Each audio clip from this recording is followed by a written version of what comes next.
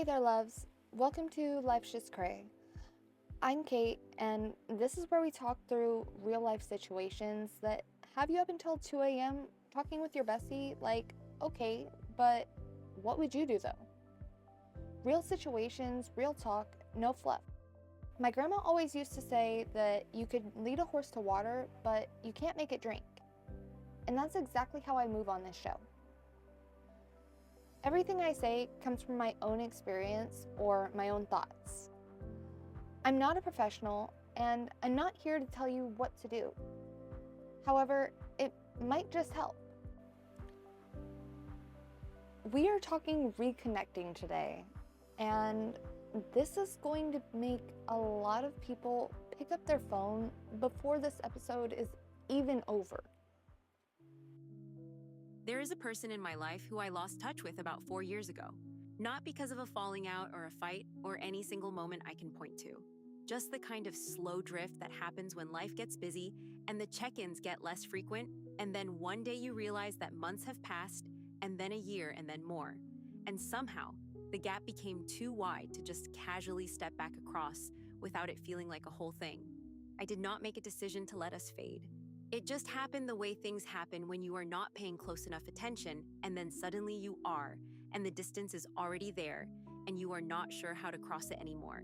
We were genuinely close once, the kind of close where you did not need a reason to call, where you could pick up from anywhere without an explanation for the time in between. She knew things about me that I had never had to explain because she had been there when they happened. She was one of those people who just knew me in a way that took no maintenance, because the foundation was solid enough that distance did not feel threatening. At least that is what I thought until the distance became real.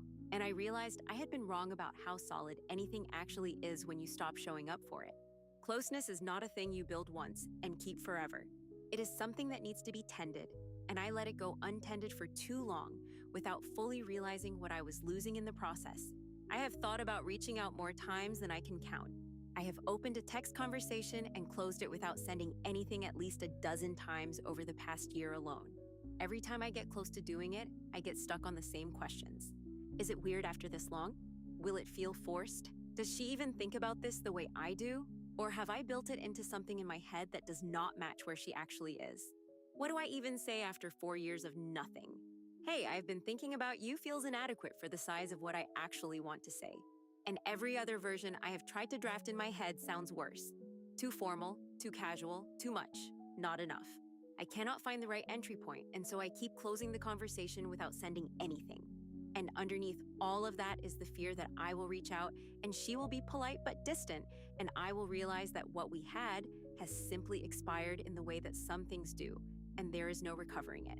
That she has moved on completely, and the whole thing only lives in my head now. That outcome feels worse somehow than just leaving it the way it is. At least right now, I can still believe it might be recoverable. Reaching out and finding out it is not feels like losing it all over again, but with confirmation this time. Is it too late to reach out to someone after this long? And if it is not, what do you even say? Let me ask you something before anything else. Did you two ever actually say you were no longer friends?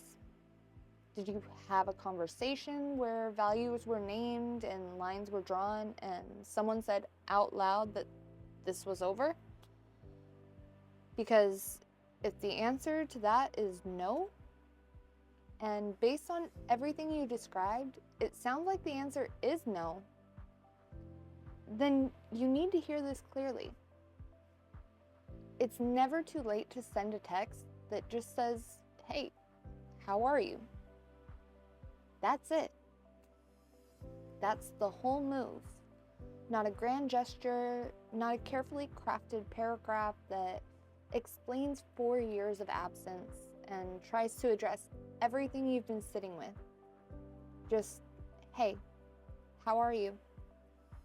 Because a friendship that was real doesn't require a formal reapplication process.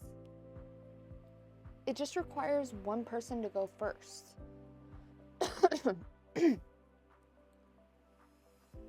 I've had friends that I've known for over 20 years, And I want to be honest with you what 20 years actually looks like from the inside.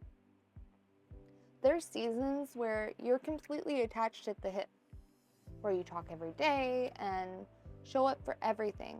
And it just feels like how it's always going to be. And then life happens. Careers shift, people move, relationships change the way that you shape time, kids show up, priorities rearrange themselves without even asking permission. And suddenly, you realize that months have passed and you haven't spoken. And the gap feels bigger than it actually is.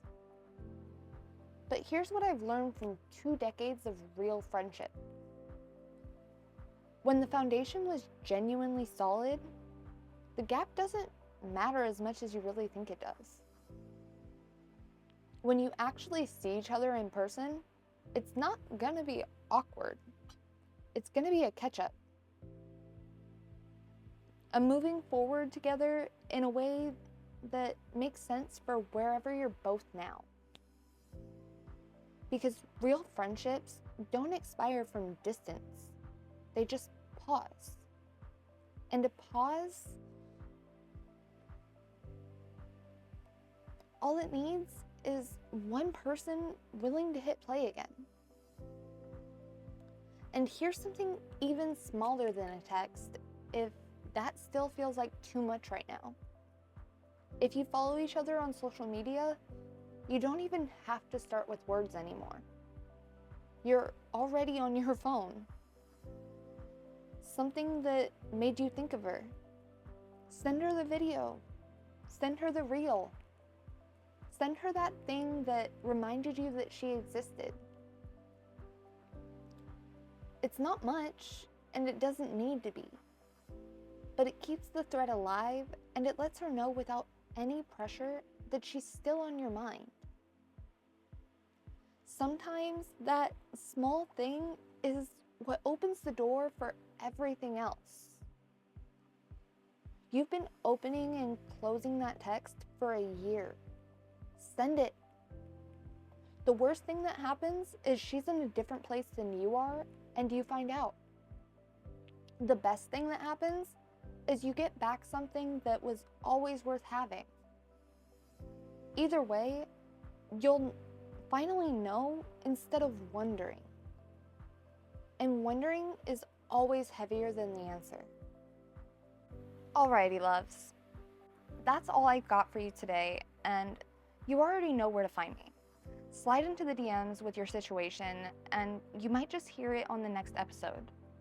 And if this one hit home for you, share it with someone who needs it, because that is what we do.